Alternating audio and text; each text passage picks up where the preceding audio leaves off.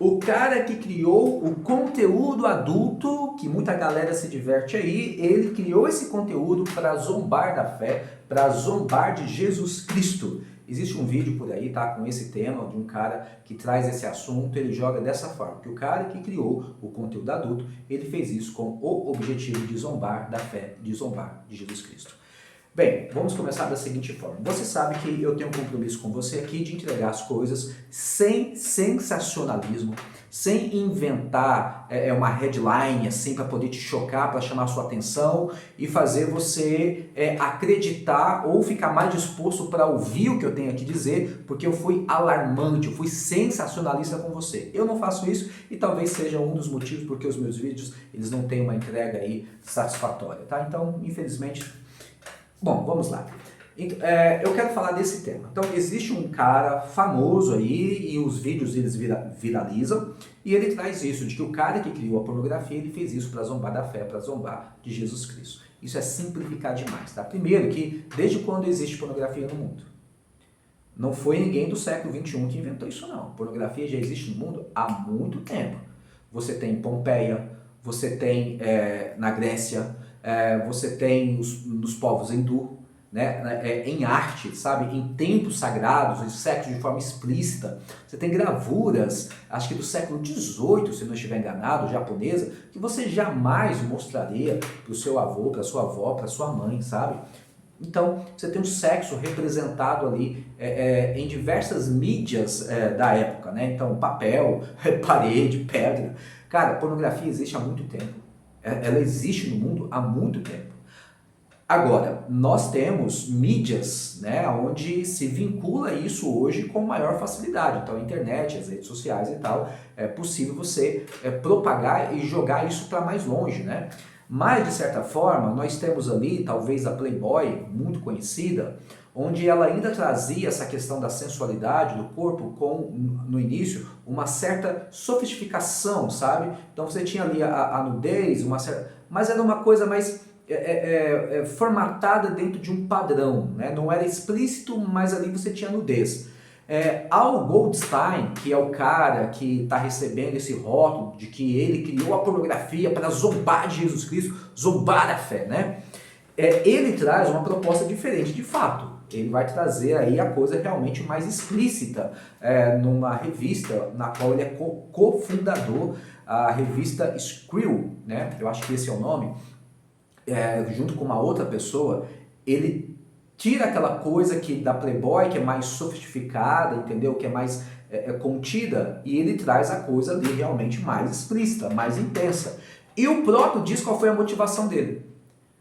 Qual foi a motivação dele? Ele queria algo que estivesse mais alinhado com os apetites sexuais que ele carregava.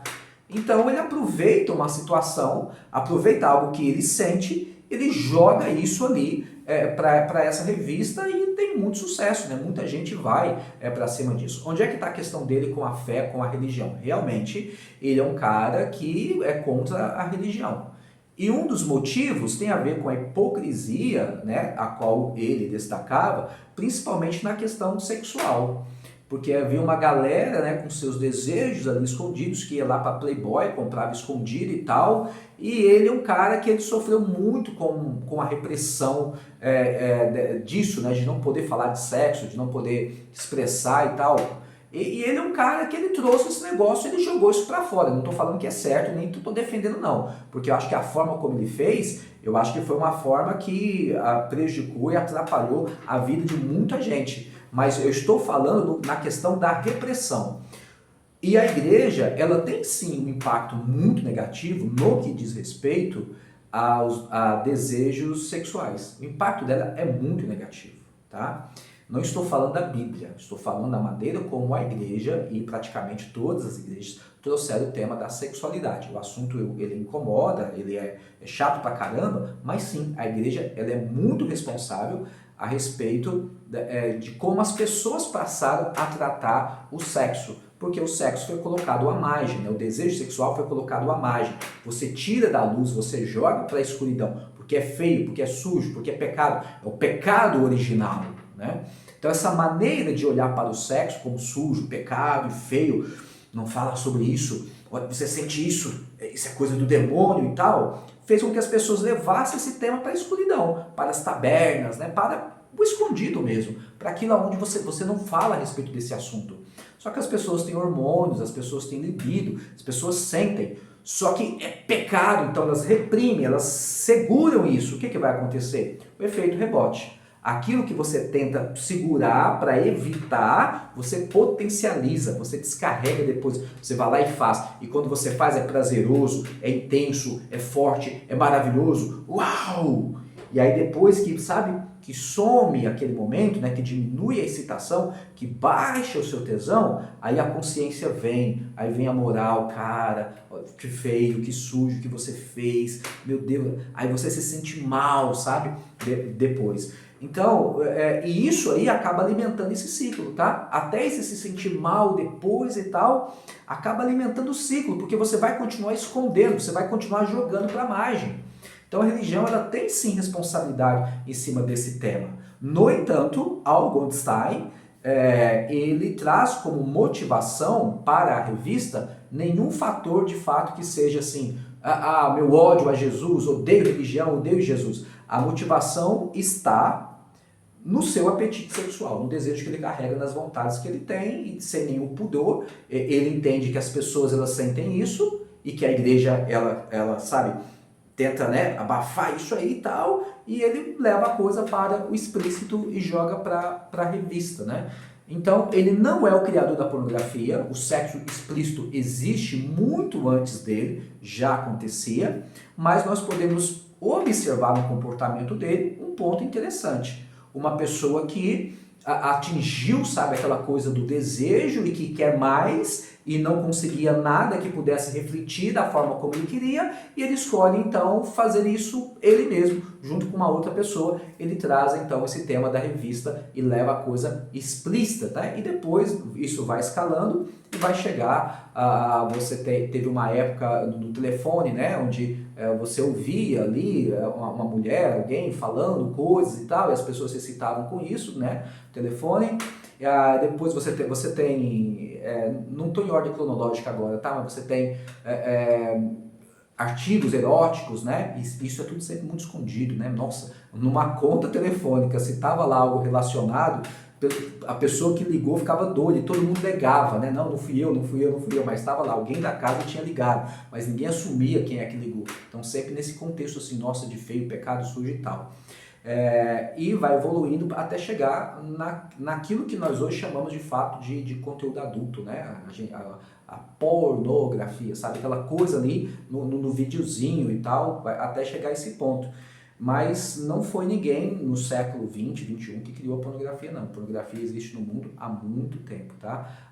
Na época dos tempos bíblicos ali, ela já existia. Não da forma como nós temos hoje, com internet, né, com telas e tal. Mas ela estava representada numa mentalidade, numa filosofia, até numa arte também. Você tem ali o que é humano sendo exacerbado, né, os seus desejos e jogado. E o cara que, e nessas épocas mais antigas, se recorria a satisfação do seu desejo sempre ali à margem, né? Então é na taberna, é escondido, né? Nunca é uma coisa onde se trata com tranquilidade, né? Então esse é o problema. Então eu acho que discursos como esse, né, tentar demonizar uma pessoa e jogar em cima dela o criador da pornografia que fez isso para zombar de Jesus Cristo. Não. É um